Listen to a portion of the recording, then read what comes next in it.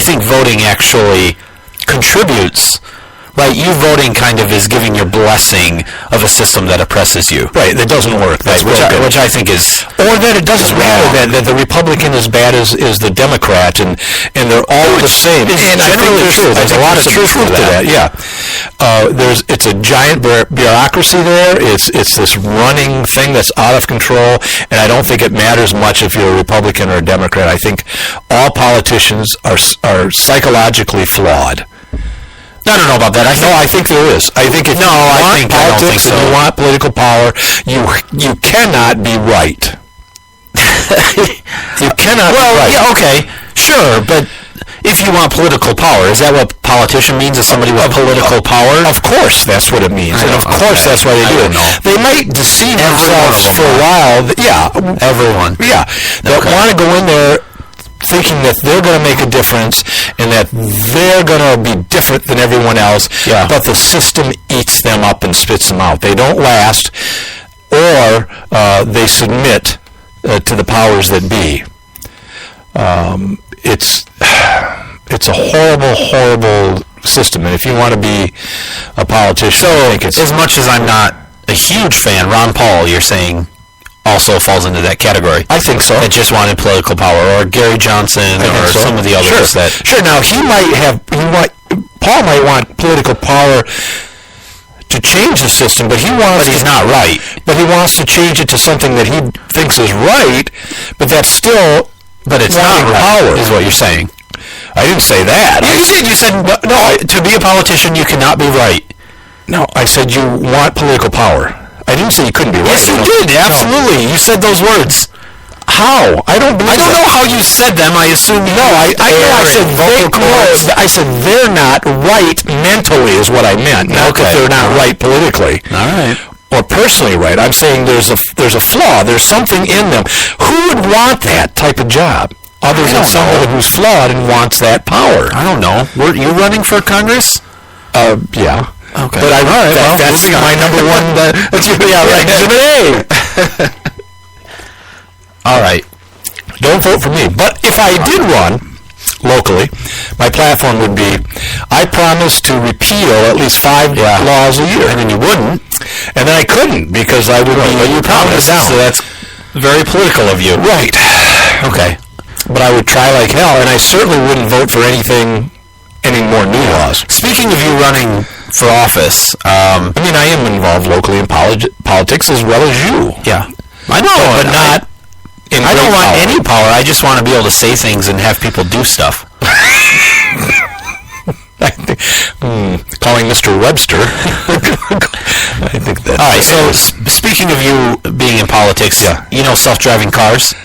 You know, I threw that down there because I was listening. NPR was doing a week-long report on this, and it got me to thinking that I had never thought about. And that really is some of the issues of self-driving cars. It sounds really cool. It is really cool. But, for instance, California, very restrictive. Their guidelines are, if you have a self-driving car, you have to have a licensed driver in the car. Much like an airline that goes on autopilot. There's planes that apparently, you can put them on autopilot, they fly to the destination, they can actually land. Yeah, right. You don't have to do anything. But they have pilots there because of mechanical errors, right? I was on a plane one time, we landed. After we landed, the pilot said, "Congratulations." Yeah. That was our first time ever doing a fully automatic landing. I'm like, thanks, stewardess. I need a new pair of underwear. Thanks for that. Yeah, but they have pilots. They have a pilot, yeah. The other thing is, if you have a self-driving car and there's no one in the car and it gets in an accident, it's liable. The person in the other car. Well, what if it's not? What I'm saying is, technology never fails. Who do you sue in that case? Yeah, the owner. Really? They didn't have anything to do with it. Sure they did. No, they didn't. Sure they did. No, they didn't. No, they did. No. How did they not have anything to do with it? They didn't cause the accident. I think they did. I think you sue the manufacturer. It's like, so I let my dog out, and it goes down the road, and it humps the neighbor's dog, and it gets pregnant, and moves their chances to win awards. Who's liable? the dog. Oh, okay. You see the dog. Is that for how that everything the works? dog has? Yeah. Every milk bone, every chew toy it gets from now on, it gets it. Okay. So, and then of course you have child support. If that's the puppy case, support. and the owner is liable for a self-driving car, who in their right mind would have one? I wouldn't do it. Okay. Another point came up. Let's say the car's driving. Why wouldn't you do it? I wouldn't want the liability. But you assume liability for thousands of things. I'm in direct control. No, you're not. You have a dog. Oh God. It's the same. It's the same thing. Yeah. No, it's absolutely the same thing. I don't know if it is. I don't know. I don't know that having a self-driving car is the same as having a dog. That's an interesting point. I hadn't thought of that. I'll have to ponder that some more. Let's do it now. Okay, everybody take a moment out and think about it. We could all drink some more scotch, which we might do. Yeah. The other thing was, let's say your self-driving car, is programmed the best that it can to handle all kinds of situations.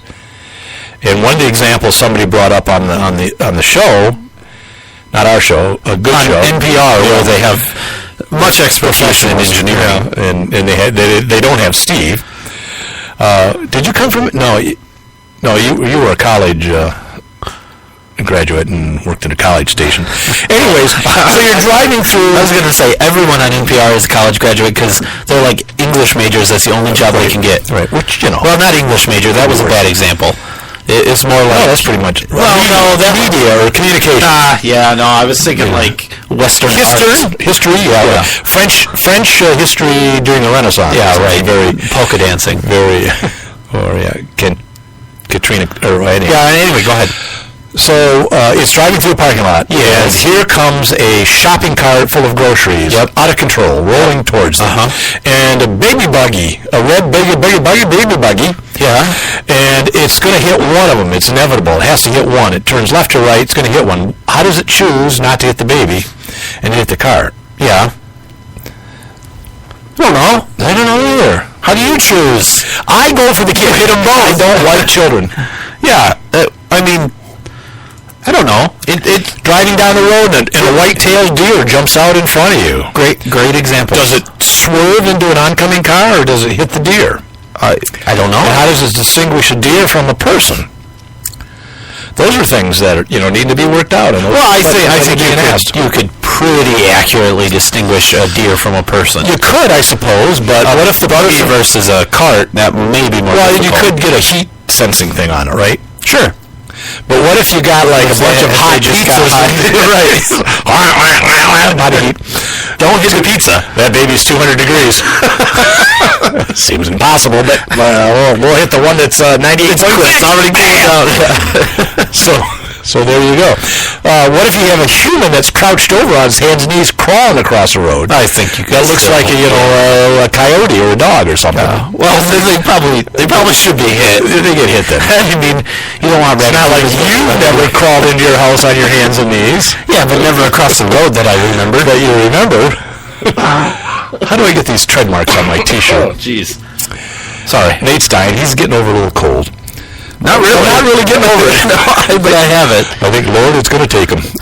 Anyways. Anyways, I thought that's an interesting philosophical and, an applicable kind of thing. I think it's pretty damn clear that the owner or whoever was in control of the car and sent it out into the wild is liable. I think, but I have questions about how does it decide whether to hit a car or a baby. That's a different story. Right, that's I don't know. Issue. Yeah, and I'm not an engineer. That's for sure. Definitely not a computer engineer. That would work those kinds of things out. So, I don't know. Is that all you had about that? Is just the simple question of who's liable for the things that they own? Yeah, but I don't know that. It's tough. Who would be liable? Are you saying nobody? I'm saying I don't know how you do it.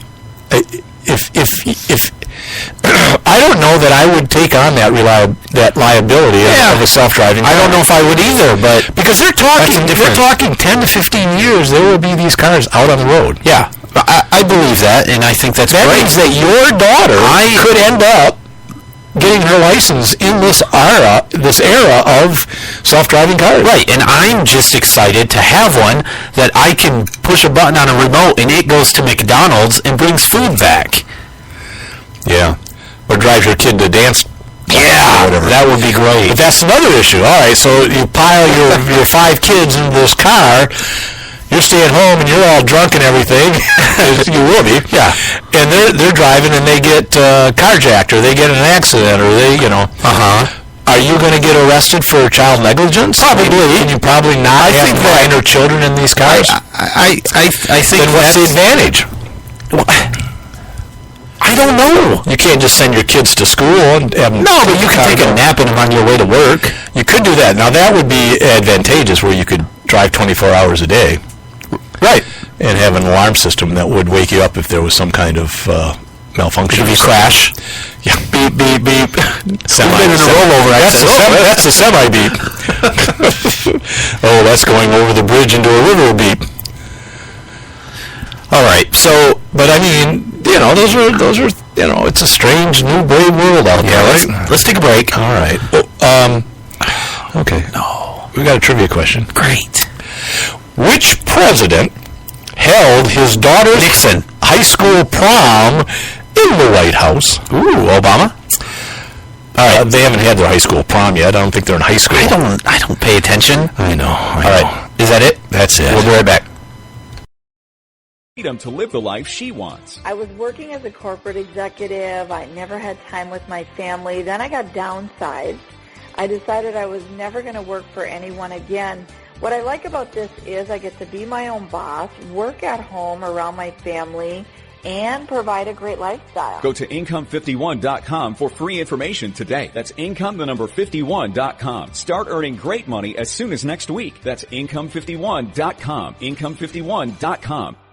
Did you ever look at the stains in your coffee cup and then realize that's exactly what happens to your teeth? Paraswabs is the 5-minute solution to get your teeth white without visiting the dentist. This is John Greenhut, the CEO of Paraswabs. And if your teeth are stained from coffee, tea, or smoking, all it takes is 5 minutes with Paraswabs. In 5 minutes, you'll see an average of 2 shades whiter teeth, and in 7 days, 6 shades. It's clinically proven to whiten natural teeth as well as caps and veneers. The secret is a tooth detergent that was developed by Dr. Martin Ginniger that lifts stains off of your teeth. Best of all, there's no messy strips or trays that you have to leave in your mouth for an hour. Just swab your teeth for 5 minutes and you're done. To try Paraswabs risk-free, call 1-800-679-0476. That's 1-800-679-0476. I guarantee your bright white smile will have your friends talking about how great you look. Try it risk-free today. 1-800-679-0476. That's 1-800-679-0476.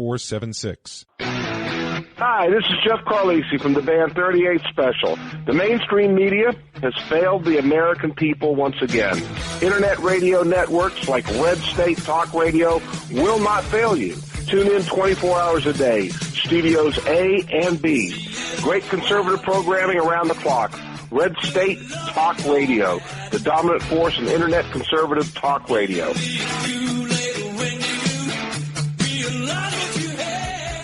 Here's George Foreman with InventHelp. Hi, I'm George Foreman. Do you have an idea for a new product or invention? People ask me all the time, George, how do I get my idea in front of companies? How do I get a patent? What do I do next? Do you have the same questions? I'll tell you like I'll tell them all. Call my friends at InventHelp. Call InventHelp today for free information. InventHelp has been helping inventors for more than 30 years and has sales offices nationwide. InventHelp can submit your invention to companies who are interested in receiving new ideas. If you have an idea and want to try to patent it and submit it to companies, you should call InventHelp today for free information. Listen, I can't guarantee a company will be interested in your idea, but I believe every inventor deserves the opportunity to step into the ring and take their best shot. Put InventHelp in your corner. To get your free inventor's information, call 1-800-353-4716. That's 1-800-353-4716. Again, 1-800-353-4716. From now on,